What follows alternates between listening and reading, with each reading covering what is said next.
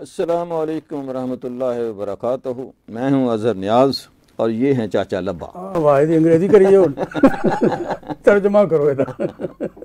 अस्सलाम वालेकुम जी सब सुनने वालों वालेकुम को, सलाम। देखने वालों को और हमको बर्दाश्त करने वालों को बहुत बहुत मुबारक हो। कहा जी हैं मुबारक मैं इसे दे दिए मैंने के बच बच बचा मुबारक है, शुक्रिया कहो कि यार तुहाड़ा बड़ा शुक्रिया तुसी सानू बर्दाश्त करते हो। शुक्रिया भी हाँ। और ये कि मुबारक भी कि चलो कि हमारे मुल्क में हमारा मान ही रहे तो अच्छा है ना। हाँ, इस बात के मुबारक तो बात दे रहे हैं बात आप। यह है कि मैं खुद इस दफ़ा सोच रहा था कि अगर कोई कंटेनर लगा हुआ ना तो मैंने उसके नीचे से गुजर के आ जाना था। और कई लोग गुजर रहे थे, मैंने देखे हैं कि कंटेनर एक लगा हुआ था इधर सादुकाबाद चौक है पिंडी में, वहाँ पे लगा हुआ था और वहाँ पे इतनी सी जगह उन्होंने छोड़ी हुई थी जो साइकिल गुजारने के लिए, मोटरसाइकिल के लिए। जो बड़ी बड़ी मेहरबानी, बड़ी मेहरबानी। हाँ जी। और वहाँ पे लोग है लाइन लगा कर नहीं गुजर रहे थे, उधर से आ भी रहे थे और इधर से जा भी रहे थे। अल्लाह और आने वाले जड़े ने वो जान आउन नहीं दे रहे। ये तो हाँ जी, ये तो होता है ना, ट्रेन में चढ़ते हैं जब मतलब उसी जगह से तो पता चलता है कि ये पाकिस्तानी ये है। पाकिस्तान ठीक ही कंटेनर लगा है। हाँ जी। और वहाँ पे मैं देख रहा था कि ये क्या हो रहा है। हो ये रहा था कि उधर से भी रास्ता इधर से भी रास्ता मोटरसाइकिलों का। वहाँ पे बड़ी मुश्किल से एक बंदे ने बेचारा, कोई रजाकार था वो खड़ा हुआ, उसने कहा यार कुछ थोड़ा सा कंट्रोल करके, इस तरह तो आप कोई भी नहीं गुजरेंगे। वो मुझे एक बात याद आ गई है कि एक दो बंदे थे, वो कोई सीढ़ी ऊपर लेके जा रहे थे। अच्छा वो जो है ना आसमान उड़ाना चाह रहे थे, सीढ़ी दरमियान में फंसी हुई थी। अच्छा है जी। और वो ऊपर कहता है यार जोर फटाफट उसको लेके जाना है। वो कहता है ऊपर जाना है, मैं आते थले जोर ला रहे। वो तो मैं ला नहीं। वो इतनी देर तक यही समझ रहा था कि हो रहा है थले लानी, वो ऊपर समझ, ये मतलब यही हाल। अच्छा, मुल्क का पूरा यही हाल है। यही हाल। वो कुछ लोग ऊपर को धक्का लगा रहे हैं, कुछ लोग नीचे को धक्का लगा रहे हैं। वो पता नहीं चल रहा कि सीढ़ी ऊपर के नीचे, वो नीचे। अच्छा यही तरक्की ऊपर जा रही है कि तरक्की नीचे जा रही है, ये समझ नहीं आ रही। वहाँ भी ये था और इतनी सी जगह छोड़ी हुई थी बीच में से, फिर वो गुजार रहे थे दो तीन मोटरसाइकिल, फिर बीच में खवातीन थी, बीच में बच्चे भी थे। वो सारे थोड़ा सा एक वो गुजरते थे एक ग्रोह, फिर दूसरा उधर से आता था। वो बंदा है उसको चलो अल्लाह भला करे, उसने थोड़ा सा हम भेड़ बकरियों को थोड़ा सा कुछ सही किया। ये हाल हमने ट्रेनों में भी देखा हुआ है। आपने भी सफ़र किए होंगे ट्रेनों में किसी ज़माने में। अच्छा वहाँ भी ये होता है कि उन्होंने जो बोगी होती है उसके दो डोर रखे होते हैं, एक में से आओ दूसरे से बाहर निकल जाओ। बैन की लोड़ ही कोई नहीं, टिकट कटाओ इधरों चलो। ये हुआ होता है कि जिधर मैं तो अक्सर जाता रहता हूँ, मैं ज़्यादातर ट्रेन को पसंद करता हूँ। हाँ जी, ट्रेन भी आपको पसंद करती है। आप बड़ी मेहरबानी, अल्लाह करे रेलवे का सारा इस वजह से दूर हो जाए। अच्छा वो जो कि अच्छा होता यही है कि जिस दरवाजे से नीचे उतरे होते उधर से लोग सवार भी हो रहे होते हैं। हाँ जी, हाँ जी। और वो नीचे उतरने जगह ही नहीं देते उतरने वालों को। मेरे साथ तो बहुत मरतबा हो गया। अब रीमियार खां जो गाड़ी रुकती है तो वो रुकती है 5 मिनट के लिए। जी जी। अच्छा उस 5 मिनट में बहुत से लोग हैं उतरने वाले और बहुत से लोग हैं चढ़ने वाले।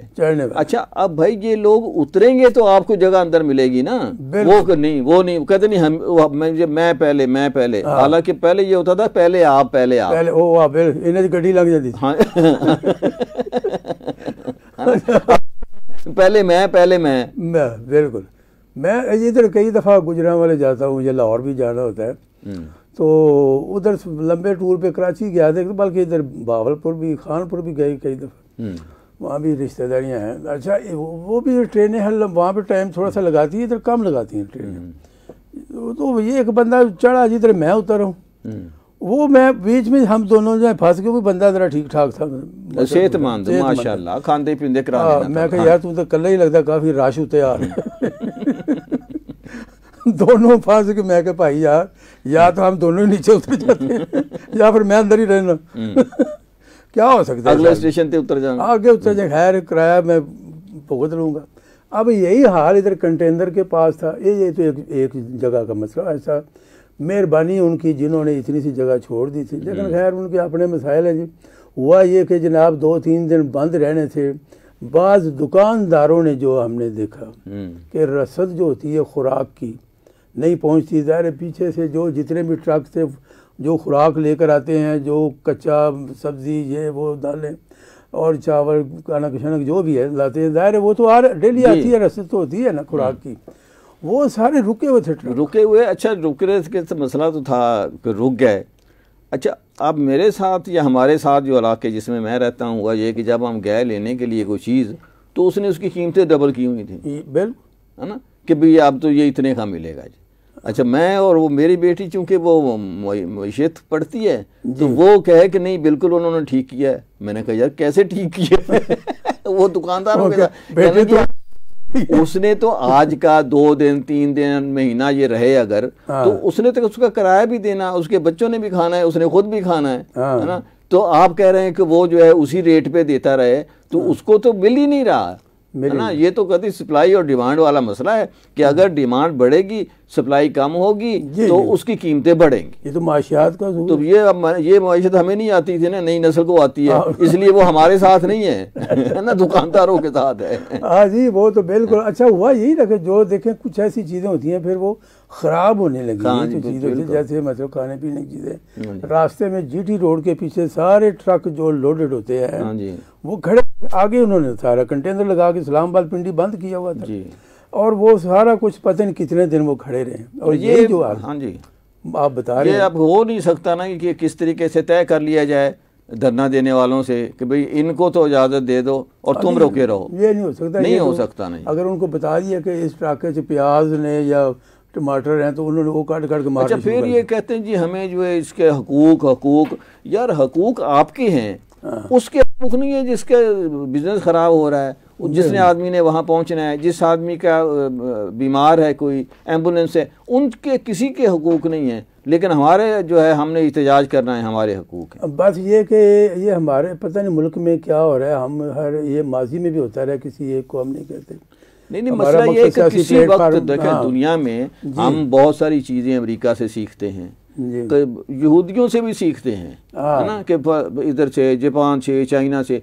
यार किसी मुल्क में मैंने तो नहीं देखा इस तरह नहीं होता। ये सिर्फ हमारे यहाँ मेरे ख्याल में ये 2-3 जो इसी मुल्क इनको समझाया कि यार ऐसा करो।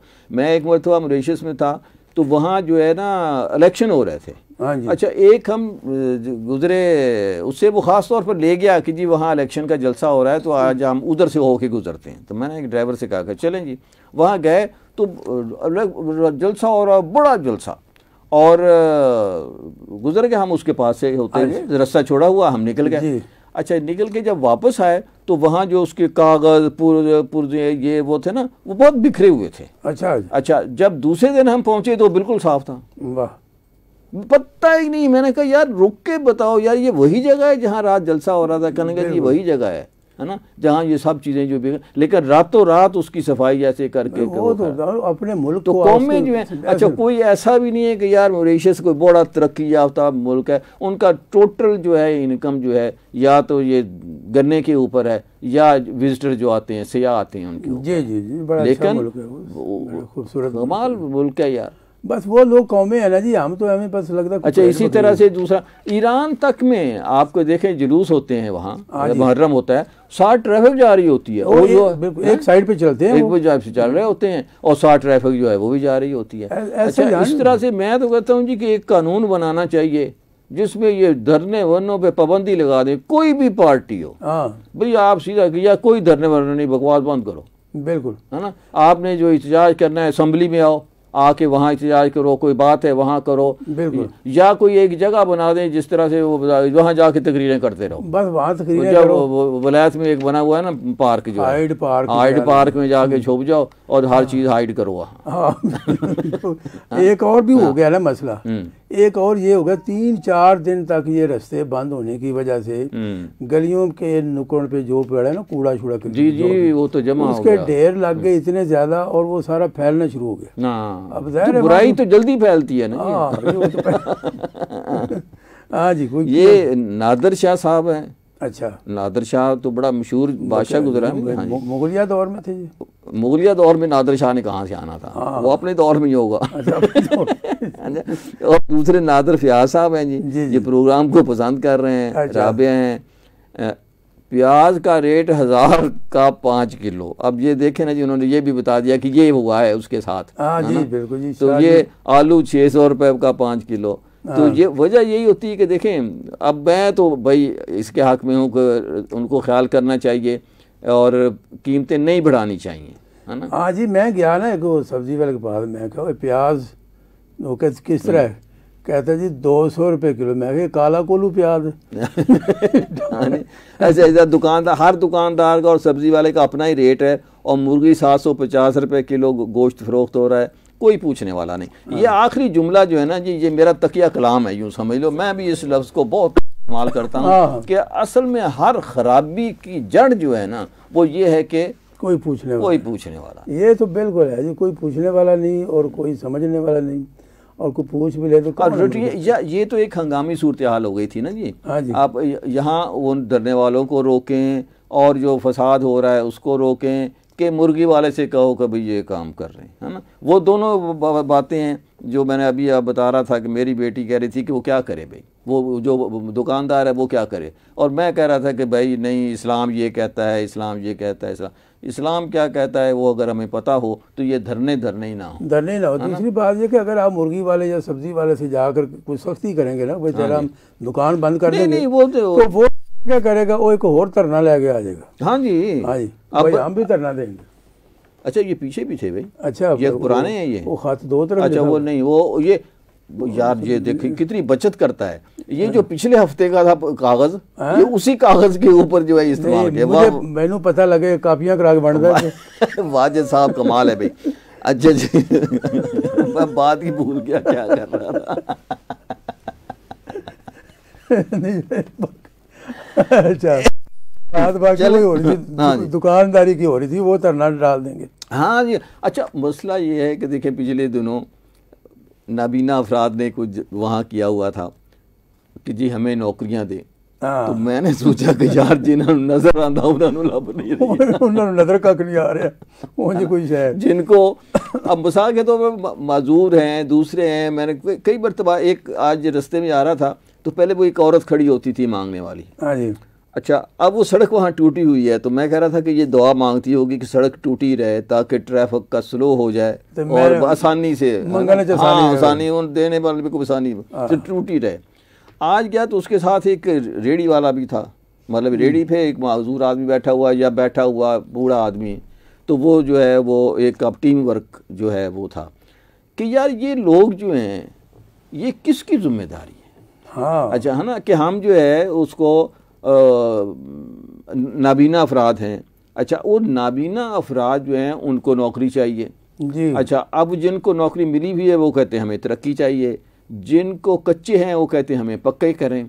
अच्छा, वो तो खैर ठीक है। इस तरह से और माजूर भी हैं जिनका कोटा होता है या रखा होता है ना, हर एक में इतने लोगों को रखना चाहिए, माजूर लोगों का। अच्छा, इस तरह से जो बेरोजगार हैं, जो जिन्हें कुछ नहीं है, वो आंखें भी सलामत हैं, हाथ पैर भी सलामत हैं, सब कुछ भी हैं, पढ़े लिखे भी हैं। अच्छा, मैं इससे जो हमारे नाबीना भाई हैं या माजूर हैं वो ये ना लें कि मैं उनको तरफदारी नहीं कर रहा, लेकिन दोनों चीज़ों को देखना पड़ता। मैं बाराक ओबामा की उस स्पीच की बड़ा तारीफ़ करता हूँ।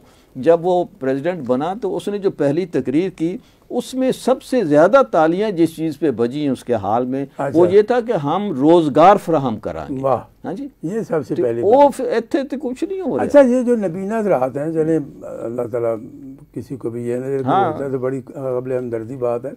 वो नौकरी क्या कर सकते हैं कि मतलब कोई नहीं, देखिए मसला तो नहीं चलानी किधर नहीं, मसला ये होता है कि कुछ ना कुछ चीज़ें कर ही लेते होंगे ना। अच्छा, असल में देखें एक सिस्टम है कि भाई नाबीना है तो अब वो उनका पढ़ लिख कर या कुछ चीज़ें हैं वो अपनी तालीम भी हासिल कर लेते हैं। कई मैंने दुनिया में तो बहुत PhD लोग भी देखे वो बिल्कुल है ना, फिर पढ़ाने का काम भी करते हैं और माजूर भी इस तरह से पढ़ाने का काम करते हैं।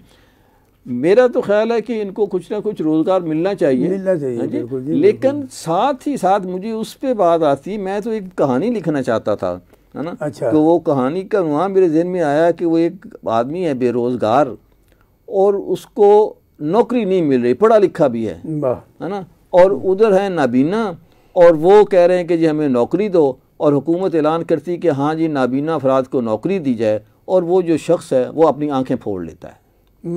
अच्छा है, बिल्कुल है ना। मेरे यार ये है ताकि मैंने मुझे तो नौकरी अंधे होके शायद मिल जाए। तो इस तरह से जो अंधा कानून है वो चीज़ों को दे यार, रोजगार देंगे जब तो इस मुल्क की तरक्की होगी। बिल्कुल बिल्कुल। अभी एक बात होती है कि याद किया, जो मंगने वाले जो हैं कई वो तो जाली अन्ने बने होते हैं, जाली भी बने होते हैं और वैसे भी देखिए इसका पूरा सिस्टम बड़ा आसानी से बनाया जा सकता है जी। फिर वो वही बात होगी जो अभी हम थोड़ी देर पहले कह रहे थे कि मुल्क जो है उसको सही करना कोई सालों का काम नहीं है, ये दिनों का काम है, दिनों का काम है ना। लेकिन ये कर वही सकता है जिसके सोच में ये हो कि मुझे इस बात की फिक्र ना हो कि रात को मुझे रोटी मिलेगी कि नहीं मिलेगी। जिस आदमी को ये ना पता हो कि यार अगला लम्हा मैंने जिंदा रहना है कि नहीं रहना है ना, तो और उसको आखिरत याद हो, आखिरत याद हो, मौत याद हो। हाँ जी, देखें जिसके जुम्मे ज्यादा जिम्मेदारी है ना जी, हुक्मरान जो है जो पावरफुल है, जो ताकतवर है, जो दौलतमंद, उससे पूछा भी ज्यादा जाएगा, वो तो ज्यादा फंसेगा। हाँ जी। तो लेकिन ये याद नहीं है ना हमें कि वो अच्छा, मैं वो बीच में एक बात आ गई थी, वो अभी सच्ची बात है जी। बिस्मिल्लाह। मांगने वाला कोई फकीर था, हाँ जी, वो अन्ना बन के मांगता था, पता था बिल्कुल साथ चल रहे। वो साथ वाली गली में वो बता रहे थे, हमारे घर में इधर जा रहे थे, तो ऊपर से किसी ने 100 का नोट फेंक दिया। वो उसने उठा कर था, मेहरबानी जी 100 का नोट देता था। ये सही बात है। वो देख रहे थे ये सारे ड्रामे हैं बस बड़ी मेहरबानी 100 का नोट तुसी देता है। अच्छा ये लतीफ़ा मुझे भी समझ में नहीं आया था पहले। हाँ, तो वो नीचे जो है वो ब्लाइंड था। तो मैं घर जाके हंसूंगा। अच्छा नहीं, ठीक है। अच्छा बाकी कोई रह तो नहीं गया? नहीं बस वो यही बात थी जी, अब कोई पूछने वाला नहीं पे, हमने बात की और चले गई। लेकिन ये है कि अल्लाह पूछेगा जी, वो तो ज़ाहिर पूछेगा। और हज़रत उमर ने कहा था, किसी कोई औरत थी जिन्होंने देखा कि वो ना खुदा से कह रही है कि या अल्लाह तू ही मेरा, तो उसने कहा कि जिस हुकूमत में लोगों की तलब या तवज्जो या दुआएं अल्लाह से मांग रहे हैं और हुक्मरान कुछ ना कर रहा हो, वो बहुत बुरी हुकूमत है। वो बिल्कुल बिल्कुल कि वो जो हुक्मरान कुछ नहीं कर रहा और अल्लाह लोग जो हैं अल्लाह से कह रहे हैं कि अल्लाह तू हमारी हेल्प, दुआवा ना चल रही, दुआवा ना चल रही। साढ़े गवर्नर एक होते थे इधर पंजाब में, ज़ियाउल-हक साहब मरहूम के दौर में जी, तो वो जब भी कोई आता था ना मसला लेके, जी मेरी मझ चोरी होगी, वो कहते दुआ करो। कोई आके जी साढ़े बुजदार साहब ही थे वो पहले थे गवर्नर थे, वो ये शाह मोहम्मद कुरैशी साहब जो है ना, उनके वालिद साहब थे गवर्नमेंट, तो नेक आदमी होगा ना। हाँ, वो जब भी कोई ये बड़ी बात उस वक्त मशहूर भी होगी, जब भी कोई जाता था, कुरैशी साहब तो सारे गद्दी निशीन है ना ये। हाँ जी। तो वो कहते हैं जी कि वो मेरा जी गली का हमारा नाला टूट गया जी। तो ये दुआओं पे मुल्क चल रहा है, वरना इन्होंने करना कराना बाकी किसी ने कुछ भी नहीं। प्रोग्राम दे अखीर दे इसी दुआ एक मुल्क वास्ते भी कर लेना। हाँ नहीं वो तो थी बिल्कुल जी, करते रहने के अल्लाह ताला है, लेकिन असल बात वहाँ पे फिर आ जाती है। अच्छा एक साहब की बात मुझे बड़ी अच्छी लगी, कहना यार हुक्मरानों पे आप तनकीद करते रहते हो, उनके लिए दुआ भी किया करो कि अल्लाह ताला इनको हिदायत दे। बिल्कुल। अच्छा मुझे एक बात याद आ गई है, मुनीर नियाजी साहब ने अपने घर में, एक हमारी कौम का भी तो ये हाल है ना, जैसे मलिक मिराज खालिद साहब ने कहा था ना, तुम नियाजी हो? नहीं मैं नियाजी अड्डे थे होना। वो जनाब अपना कहते थे हम कौम शोम तो है कोई नहीं, एवं एक रश पड़ा हुआ है, क्राउड है। लेकिन मुनीर नियाजी साहब ने एक नक्शा खींचा हुआ था अपने घर में दीवार पे, वो भी शायर टाइप ही था वो। हाँ, तो उन्होंने कायद-ए-आज़म साहब की तस्वीर लगाई, तो लिखा हुआ था अंग्रेजी में ज़ाहिर लिखा हुआ था फाउंडर ऑफ द नेशन, और नीचे जनाब अल्लामा इकबाल साहब की तस्वीर बनाई हुई थी, जो क्या थिंकर ऑफ द नेशन। नीचे उस ज़माने में भुट्टो साहब थे तो लिख दिया जी लीडर ऑफ द नेशन। नीचे उसने खोते की तस्वीर बनाई थी, ऊपर लिखा था नेशन। अब देखे कि ये उसके ज़हन में था, ये बात उस वक्त से चली आ रही है। ये तो लगता है मुनीर नियाज़ी ने बचपन में बनाई होगी कहीं। जवानी में तो वो सिर्फ खोता ही रह गया था, ऊपर की 3-4 तस्वीरें जो है ना वो तो गई मिट। हाँ, तो ये हमारी ना तो कोई मतलब के सोच है। आप देखें ना, हम पहचाने जाते हैं, ये ट्रेन पर चढ़ते हुए उतरते वक्त पहचाने जाते कि हम कौन है। या अभी जो मैं बता, सड़क पे जी कौमें सड़क पे पहचानी जाती। हाँ, बस सीधी सी बात है। देखें जो बाहर से बंदा आता है पाकिस्तान में, वो ना आपके बेडरूम में आता है, ना आपके ड्राइंग रूम में आता है, ना आपके कहीं और जगह पे, ना घर में आके तो नहीं। घर में आप जितना अपने घर को सजा लें, आपने घर का कूड़ा उठा के जब सड़क पे फेंकना है तो तब पता चलना कि ओहो ये तो पाकिस्तानी है। बिल्कुल, कार के सड़क पर जीटी रोड पे चले जाएं, पूरी दीवारों पे लिखा है कितनी कौम महजब है, लिखा है दीवारों पर। वाह, कार की जो है ना दहलीज से पता चल जाता है कि अंदर के लोग कैसे। हाँ जी, पता चल जाता है जी। सही बात है, जो आप जो है चीज़ों को उस तरह से देख रहे हैं। भाई आपको कुछ तो कहीं तो आपको सड़क पे चलना नहीं आता ना जी ना, सड़क पे चले कैसे? अभी देखे ना वो आम लोग, बल्कि फुटपाथ पर तो वही बात आ जाती है कि सारा सामान रखा होता है। हाँ जी, और हम लोग सड़क पे चल रहे थे जहाँ पे ट्रैफिक चली होती है। ये तो हाल है हमारा। है हमारी अगली बात ये थी कि जी निज़ाम तलीम हमारा जो है बहुत महंगी तलीम है, और सरकारी स्कूलों में, प्राइवेट स्कूलों में जो है ना, वो सरकारी स्कूलों में प्राइवेट जैसी सहूलतें क्यों नहीं कि लोग जो भाग भाग के महंगी, जो एक फैशन बन गया है। हाँ जी, हाँ जी, फैशन ये बन गया। भाई बात ये है कि अभी तो ये कर रहे हैं कि जो सरकारी स्कूल है ना, हाँ जी, उसको कह रहे हैं प्राइवेटाइज कर दो यार, बेच दो इनको। अच्छा, है ना, प्राइवेट बीकन वालों का यार आपने लेना है कोई ले लो, है ना। स्कूलों की नीलामी लगी हुई है, तो जो लोग हैं वो उसको जो ले रहे हैं वहाँ वो उन्होंने वो और बेड़ा गर्क कर दिया है। हाँ जी, है ना, वो अब चीज़ें आती रहती हैं कि यार ये स्कूल अब फलां चला गया, फलां के पास चला गया, फलां और वो जो अच्छा लेने वाले कौन है? वो नहीं है कि सिटी वाला कहता है कि जी मुझे दे दो, उसे क्या ज़रूरत पड़ी है? वो पहले से ही चल रहे हैं। अच्छा, इसी तरह से ना बीकन या जो बड़ा ग्रुप ऑफ वो हैं वो नहीं जी, वो जो महल्ले वाला होता है ना, वो कहता है जी मुझे दे दो मैं इसको चला लूँगा। हाँ जी, है ना, तो वो जनाब उस तरह करते हैं और वहाँ उस स्कूलों का बिल्कुल बेड़ा गर्क होता जा रहा है। तो इस बात को तो आप भूल जाएं कि खुद ही करना जो कुछ करना है। अगर आप ये कहें ना कि भाई हुकूमत करेगी, हुकूमत ने कुछ नहीं करना। ये आपको ओन करें खुद और अपने बच्चों को खुद पढ़ाएं, नहीं पढ़ाना ना पढ़ाएं, कहीं पढ़ा कोई टेक्निकल सिखाएं। ये कह कि स्कूल में वो सहूलतें दें, खाम खा अपना ब्लड प्रेशर ख़राब करने वाली बात नहीं, वो है ही नहीं। देखें ना, अब ये तो अच्छा एक फैशन भी बन गया। हमारे अपने भी जानने वाले जो भी जी, मेरा बेटा तो जी फलां वो स्कूल में पढ़ता है जी, अच्छा 5-6 बच्चे अगर हैं तो उनकी फीसें मिला के फिर मैं ये बात कर रहा हूँ कि ये करप्शन कैसे बढ़ती है? ऐसे ही बढ़ेगी ना कि जब हम बिल्कुल फिर वो जो बाप है वो कहीं से पैसे लाएगा ना। हाँ, जो फीसें कहाँ से देगा? वो पहले लूटेगा तो लाएगा ना। इतनी फीसें जो दे रहा है वो, और इतनी 5-5, 10 हज़ार फीस है कि बच्चे भी अगर 8-10 हो जाए तो वो तो फिर गया। हाँ तो माशाल्लाह जो होते भी हमारे यहाँ तो नहीं, हमारे यहाँ तो जो इधर भीमजार खां बहावलपुर का इलाका है ना, जितने ज़्यादा बच्चे हो ना वो कहते हैं जी ये तो उतने ही रिस्क बढ़ गया आपका, तो सबको मांगने पे लगा दीजिए है ना। तो भाई अच्छा नहीं तो किसी के घर में काम कर, हमारे यहाँ थे उसके 6-7-8 बच्चे, वो सारे के सारे कराची चले गए जी।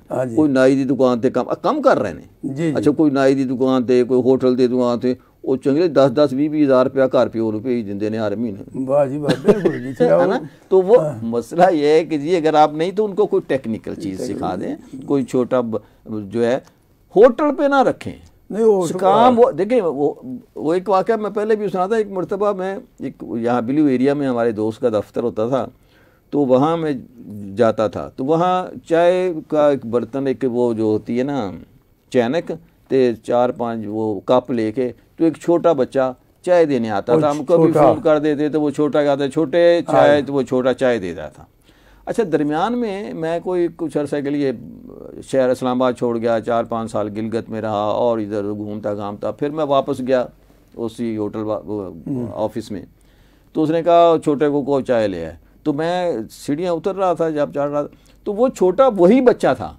अच्छा और वो बड़ा हो गया था, जवान। हाँ जी, और हाथ में वही है छोटी ऐनक थी, ऐनक छोटी रह जाती है ना, कप भी छोटे ही थे, है ना, और वो छोटा बड़ा हो गया था।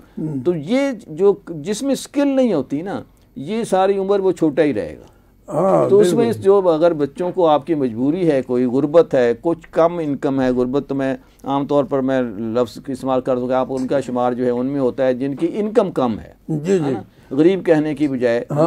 तो ये उनको चाहिए कि अपने बच्चों को स्किल सिखाएं। हाँ बिल्कुल। और एक बंदा तो कहता है, मंगने वाले जो होते हैं, कहता है जी मेरा ये बेटा जो है ना, इसको मैं मतलब पढ़ा रहा हूँ, ये फलाने को मैं ये डॉक्टरी करा रहा हूँ, फलाने को जो है इंजीनियर बना रहा हूँ, इसको मैं ये बना रहा हूँ, काफ़ी सारी बातें कहते थे। और दूसरा जो है वो बच्चा तेरा कहते मंगन वाला फकीर है, कहता है एक ही मतलब बाकी तू पढ़ा रहे हैं तो ये मंगन वाला, कहते सारे घर खर्चा चला रहे। हर स्कूल ने अपनी कापियां बनवाई हुई हैं जी, रजिस्टर्ड हैं, लोगो हैं। अच्छा ये तो एक माफिया बन गया है जी स्कूल जो है ना, इसी तरफ मार्केट से ज़्यादा वालिदैन को मजबूरन स्कूल से ही कापियां।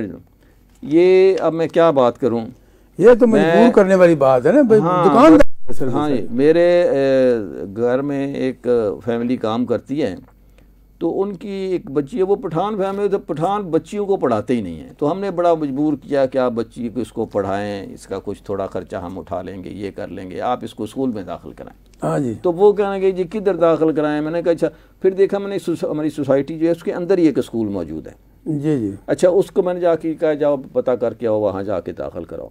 अच्छा, पता चला कि जनाब 3500 रुपये पता नहीं हमें दाखिले के देने पड़ेंगे, 6000 रुपये उन चीज़ों के होंगे, किताबों कापियों के इतने पैसे होंगे, फिर जब इम्तिहान आएगा तो इतने, वो कर करा के कोई पता नहीं 20-26 हज़ार रुपये जो थे बना दिए। ये अच्छा, स्कूल वाले ने स्कूल और ऐसी अच्छा चाहिए रख लो। हाँ, तो बाद में मैंने उसे कहा सोसाइटी वालों को कि यार कुछ ख्याल करो, तो कहने लगे अच्छा चलें हम इतना अच्छा कुछ कम कर दिए।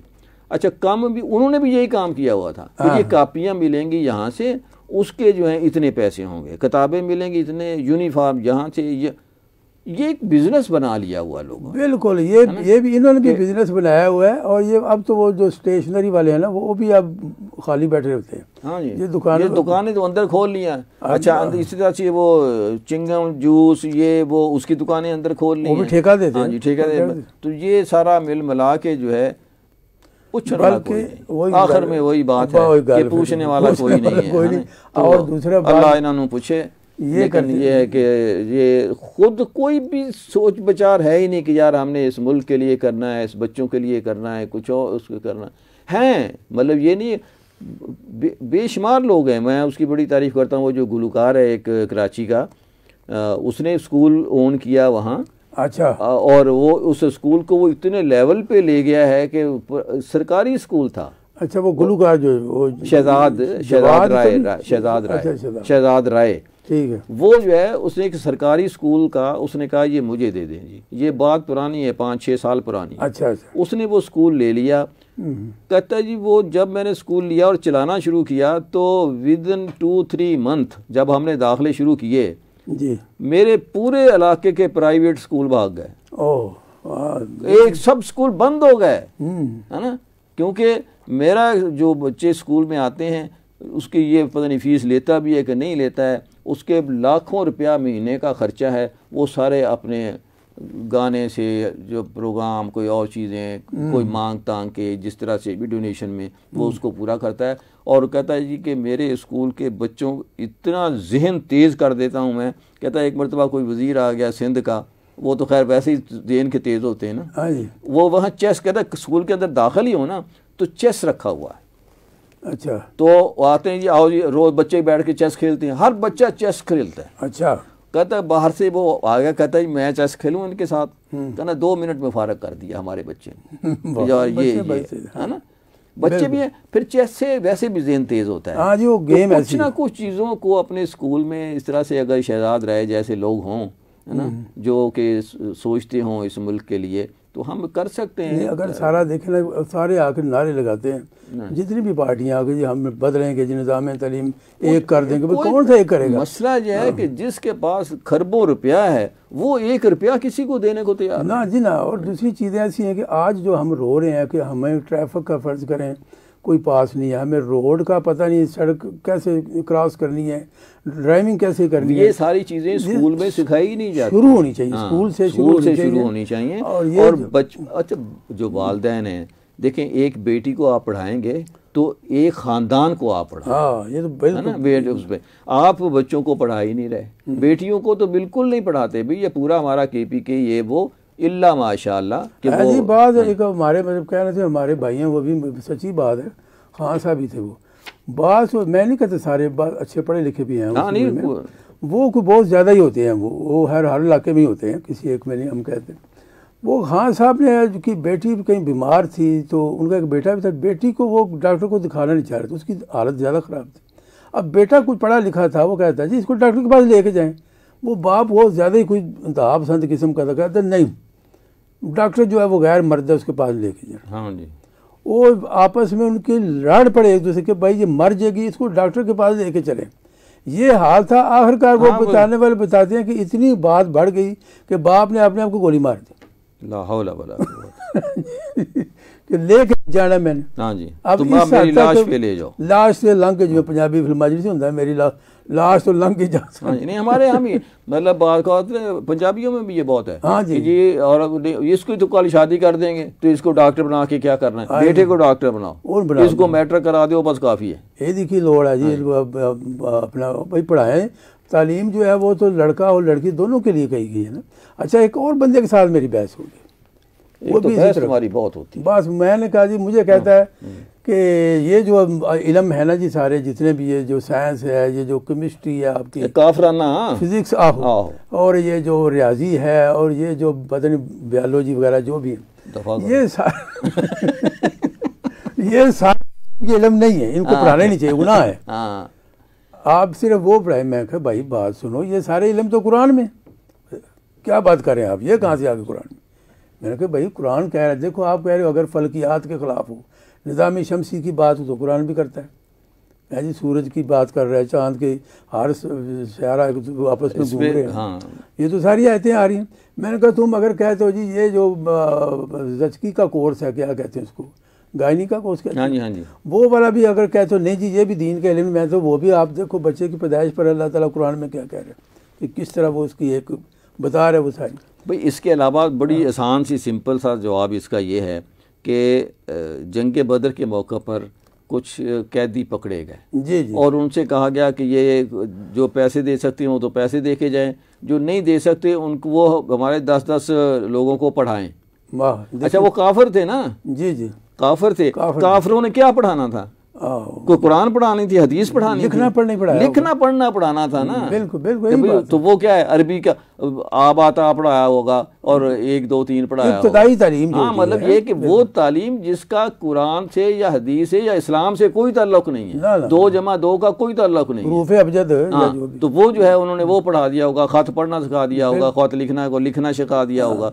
तो ये तो जब हुजूर पाक ने इसका कहा कि यार इस तरह से कर लो, तो वो इसका मतलब ये है कि बेसिक तालीम तो हर एक आदमी को आनी चाहिए। बिल्कुल। और मेरे नज़दीक हर वो इल्म जो बनी नो इंसान की फलाह के लिए वो दीन का इल्म है। सही बात है। मुकदी गाल तो ये है जी। हाँ जी। चाहे वो कोई जो नुकसानदेह इल्म है, जो तबाही वाला इल्म है, वो मैं नहीं कहता, लेकिन जो इल्म भी जो दूसरों के बस सबसे बेहतर इंसान वो है जो दूसरों के लिए बेहतर है, वो दीन का इल्म है जी, चाहे वो साइंस है चाहे वो जो भी है। अच्छा जी, अब बात यह है कि हमने एक और भी छोटा सा लिखा होता है इसी पर, खबरें भी है 2 हैं ये जी हमारे पे बन जाएंगी। अच्छा चले खबरें भी सुना देते हैं, फिर मेरा टाइम भी नहीं टाइम बहुत है।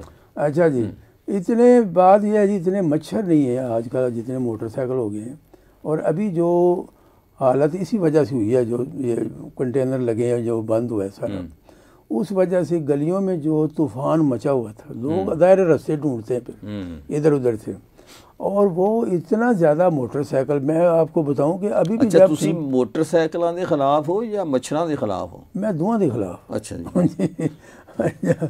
और उससे ज़िंदगी जो अजाब बनी है और जितना कुछ मतलब हमने तो ये तो मैं देखें, मुशर्रफ साहब ने एक मरतबा कहा था कि हमारे ज़माने में मुल्क ने बहुत तरक्की की है। अच्छा। और उसकी वजह देखें कि आप जब सिग्नल रुकता है तो 200 मोटरसाइकिल खड़े होते हैं, आजकल 2000। तो इसका वही ना कि ये इस लोगों के पास मोटरसाइकिल कहाँ से आ रहे हैं, पैसा है तो आ रहे हैं ना। ये लॉजिक थी मुशर्रफ साहब की कि जनाब इसलिए पता चलता है कि मेरे दौर में मुल्क ने बहुत तरक्की की है। और किस्तों पे ले के जो है, किस्तों पे है, ठीक है हमारे मुल्क के लोगों की मजबूरियाँ भी हैं, लेकिन मैं समझ इस वक्त हालात ये हैं कि मेरा नहीं ख्याल दुनिया के किसी मुल्क में, शायद हमारे हमसाया मुल्क जब वहाँ पे आए, लेकिन वहाँ पे सुने नहीं जहाँ भी इस तरह का मसले होते हैं ना जी, वहाँ साइकिल ज़्यादा होते हैं। हाँ जी, साइकिल भी मैंने देखता हूँ टीवी पे मुख्तलिफ ट्रैवलॉग जो होते हैं, तो बेशुमार मुल्क ऐसे हैं जहां आज भी साइकिल को बहुत मतलब सड़कों पे नज़र ही नहीं आती गाड़ियां। हाँ जी, कहीं एक आध खड़ी होगी, अदरवाइज वो साइकिल पे जा रहे हैं बाज़ार में ख़रीदारी करने के लिए, साइकिल पे वापस आ रहे हैं साइकिल उससे। और बूढ़े बूढ़े भी, वजह ये होगी कि वो बचपन से चला रहे होंगे साइकिल, तो वो उनकी सेहत भी अच्छी रहती है, बल्कि बहुत अच्छी बर्दाश्त है हाँ जी अगर साइकिल चलाया जाए। लेकिन आज का तो ये है कि बाजार से दही भी लानी हो तो मोटरसाइकिल पे जा रहे हैं, मोटरसाइकिल में सब्जी लानी हो, जो भी लाना हो। और इतना ज़्यादा मतलब ये हो चुका है।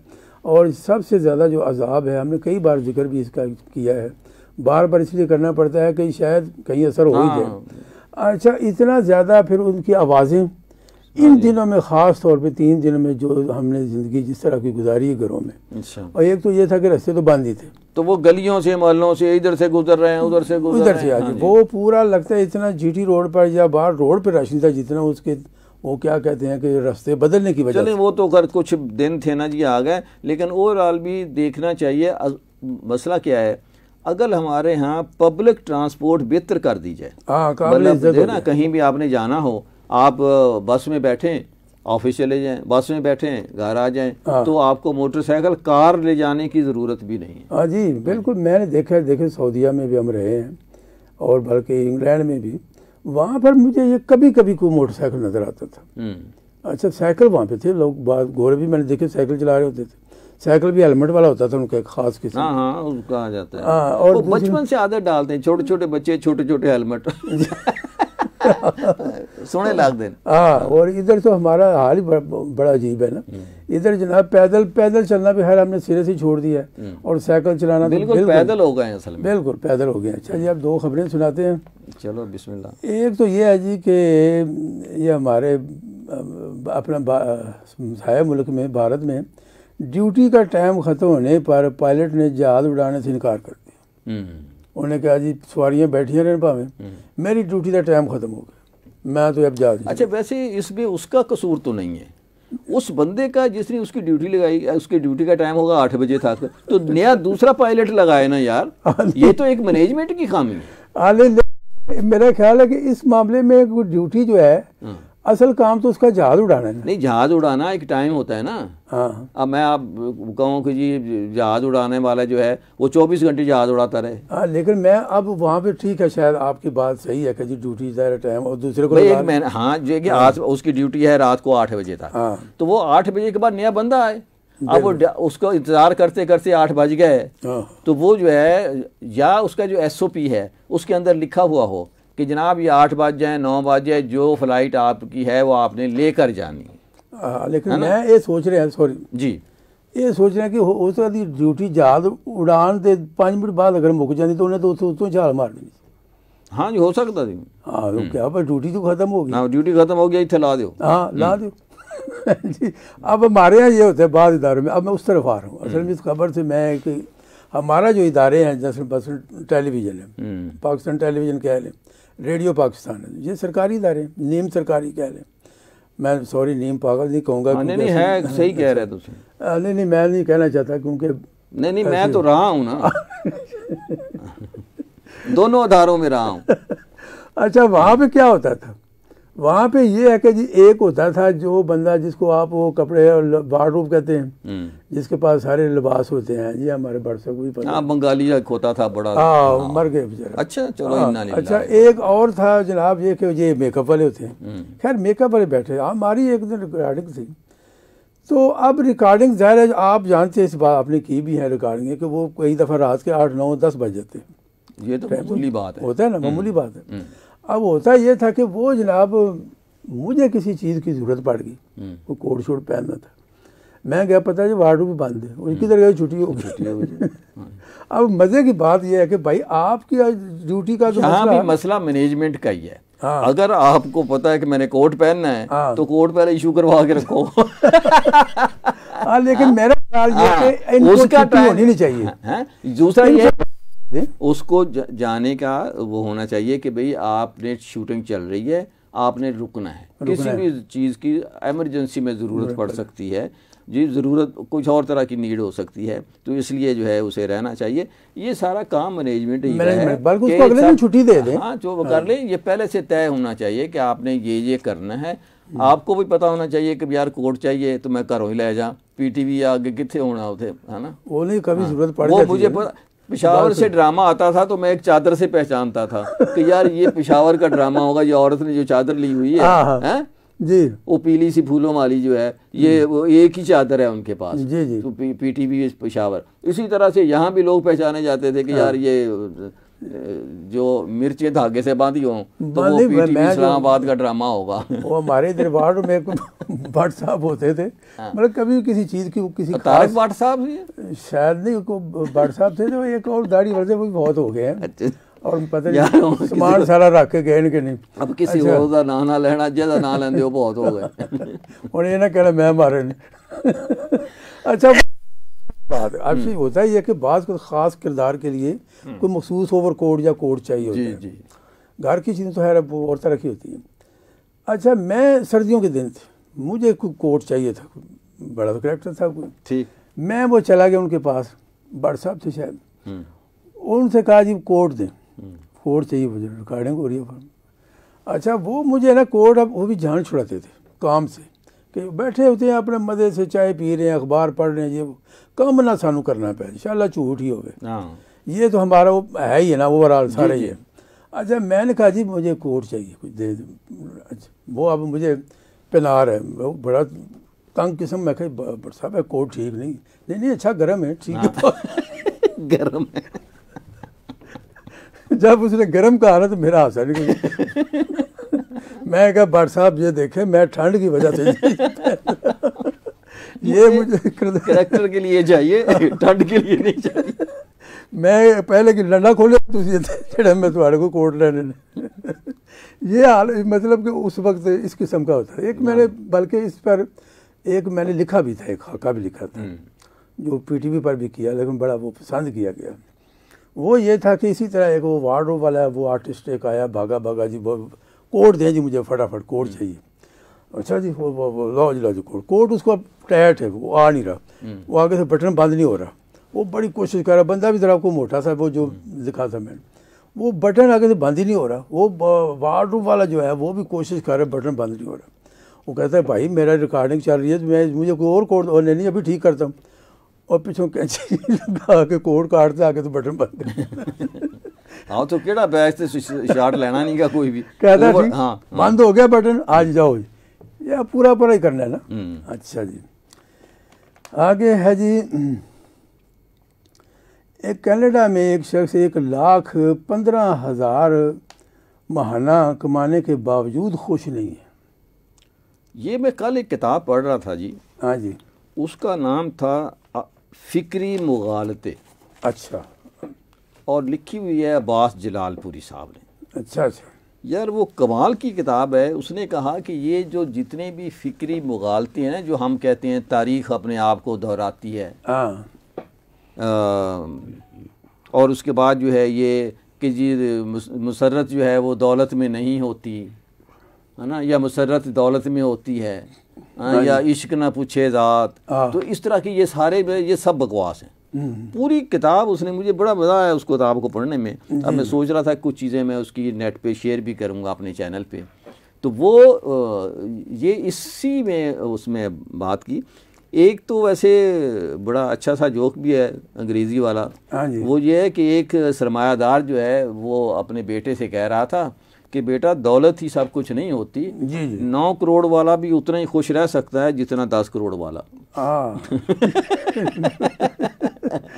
दौलत ही नहीं होती सब कुछ, असल चीज तो कनात ना। 9 करोड़ वाला भी उतना ही खुश रह सकता है जितना 10 करोड़ वाला। बिल्कुल। तो ये जो पैसा है ये बायस से खुशी नहीं होता है। जी जी। अच्छा, इस पे भी आजकल मैं जब भी होता है तो वो मेरी बेटी आ जाएगी, क्या पढ़ रहे हैं बेटा? मैंने कहा ये मैं पढ़ रहा हूँ कि दौलत जो है वो खुश नहीं। कहते ये बस बकवास लिखा हुआ है, दौलत ही सब कुछ होती है। अच्छा, वो नई नस्ल है ना जी, तो उनको मैंने कहा कि देखें अब खुशी किसको कहते हैं। तो खुशी जो है वो ये है कि भाई आपको खाना खाने से हासिल होती। तो बेटी मेरी कहे तो खाना मुफ्त में आता है क्या? पैसों से आता है ना। मैंने कहा अच्छा कपड़े पहनने से आती है, तो कपड़े मुफ्त में तो जो भी चीज जिसको आप कह रहे हैं कि खुशी किस चीज से हासिल होती है, तो वो तो पैसों से होती है, पैसों से, है ना। लेकिन आप आओगे सूफी हो दरवेश हो तो हो सकता है वो सारा फिर भांड से दो अपने घर में मियाँ बीवी जी जो भांड होते हैं। हाँ जी, हम तो है अच्छा भांड मियाँ बीवी भी होते हैं लेकिन दोनों फिर सारे बंदे सारे अच्छा वो कहता है उनका नाम ही बाहर निकला है। अच्छा जी 1 लाख रुपया वो बड़े खुश दोनों मियाँ भी वो अपना कह दिए हूँ की करना है। वो कहते करना क्या है 50,000 के करेले लेकर आते हैं और 50,000 का गोश्त लेके जाते तो बाकी ठंड लग जाए कहता और रोटियां मांग लांगे। बहुत अच्छा जी। अच्छा जी अब इजाजत लें जी। अब कुछ तो आप मांगते रहना तुम इजाजत मांग लो। चले जी खुश रहें आबाद रहें इस मुल्क के लिए सलामती के लिए दुआएं करते रहें कि हमारा मुल्क है तो हम सब हैं। हमारी पाक फ़ौज भी ज़िंदा रहे सलामत रहे और हमारा मुल्क भी रहे और हमारी सब पार्टियां जितनी भी हैं अल्लाह ताला इन सबको हिदायत दे ईमान दे और इस मुल्क की सलामती के लिए सब कुछ सोचें। अल्लाह हाफ़िज़। इसी दुआ के साथ खुदा हाफ़िज़।